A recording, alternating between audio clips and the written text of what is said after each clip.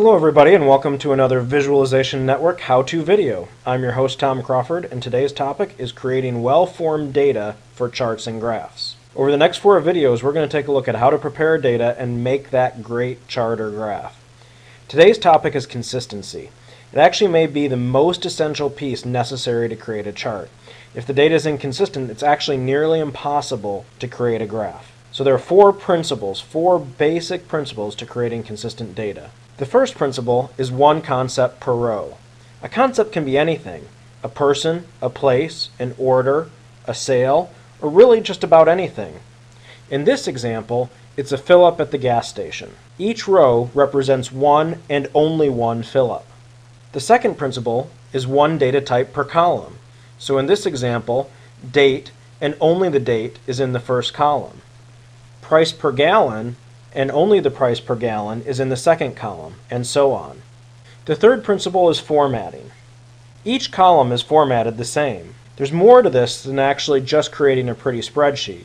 Graphs and charts respect the formatting of the spreadsheet. The final principle is storing the level of data as the lowest sensible types. In this case, we could have stored date as date and time that we made the purchase. However, time wasn't going to be necessary for our calculations, so we left it out. On the other hand, we could have just used month or year or week, but that would not have been enough detail for our purposes as well. So a single date was the sensible level to store.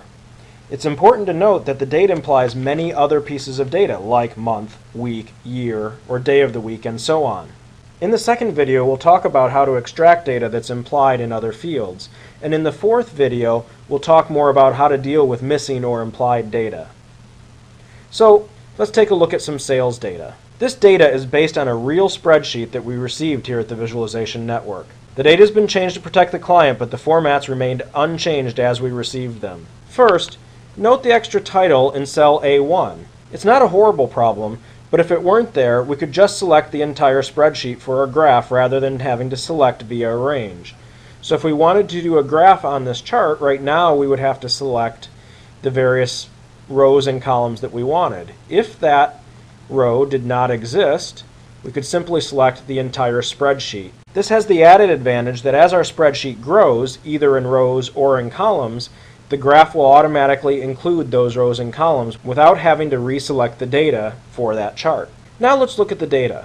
At first glance, the rows and the columns, they seem to be pretty consistent. So that's a really good start. We could actually create year-on-year trending for proposals and contracts or additional opportunities, net profit, gross profit. However, let's really take a level deeper look at the data. The data in column B is proposals and contracts. This brings up many questions.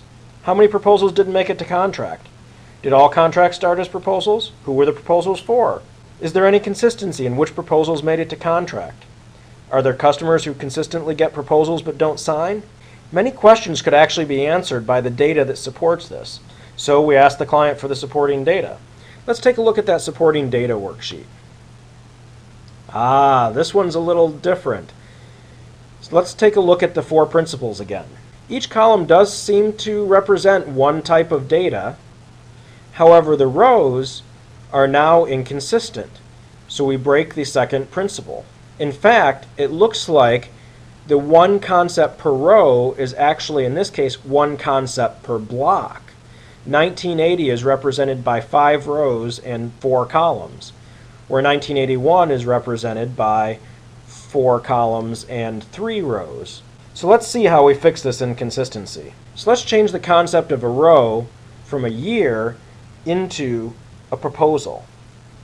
See what happens? We can now calculate the number of proposals from year to year on the original spreadsheet, but we have much more data and can provide answers to our earlier questions, and each answer can be provided with a graph. Each row now represents one single concept, a contract or proposal that was made and what year it was made in. A couple special notes on this data. Let's take a look at the original data again.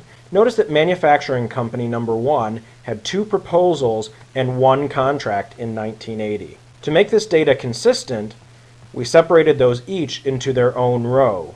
1 row, 1 concept.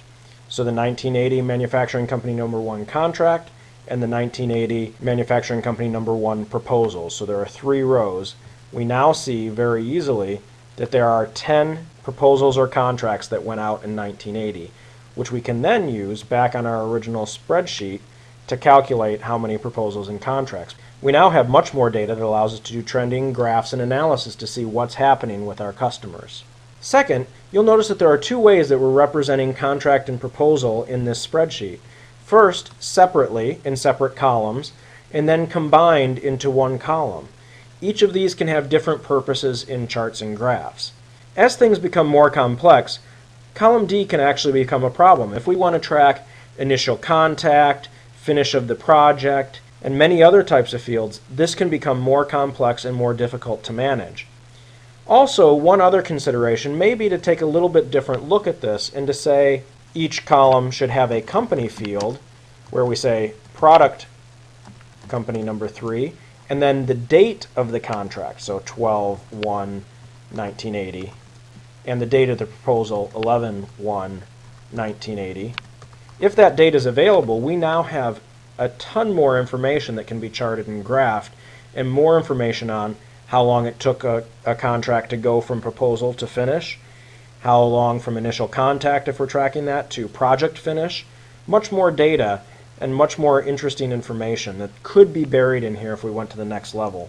For now, however, this is the information that we have, and will make a much more interesting level of information than simple trending of numbers that we saw in the original spreadsheet. So let's take a look at another spreadsheet. This is a download from a great fitness application for the iPhone called iFitness.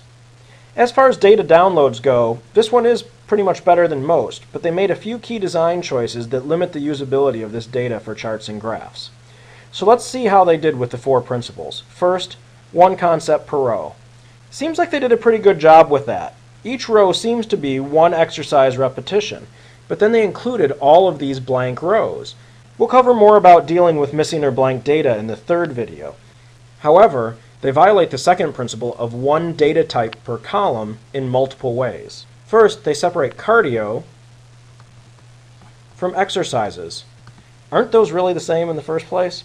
What makes it more complex is they actually change the values in the columns. So it's date and exercise and set are all consistent, but then they have under exercise weight, reps, and notes, where under cardio they have duration, some really complex stuff, and then notes all the way over here. So in the same spreadsheet, values in the column represent different numbers. That makes it nearly impossible to graph. Second way they violate it is in these combination fields. So take, for example, speed, resistance, distance, jump, and sets.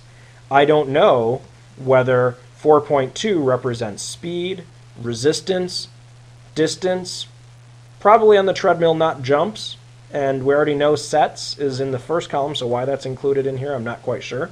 And they do the same thing then on column F and column G. Each one of these should be separated out into their own column. So let's take a look at how this is fixed then. Note first that the sections, cardio and exercise, each became a field, a new column in the table. So we still have them sorted that way, but if we then want to instead mix our cardio in with our exercise, we can see by date what was happening. And now all of the data is mixed in and we can chart in each one. So that makes it much easier. So you'll notice for the exercise they also included the label along with the number, which also makes this ungraphable and unchartable. So we need to strip that out. If you want to know more about how this formula was created to extract the number out of a text field, check out our 2nd video in this segment on concatenation and extraction. So now the dataset's all ready to go.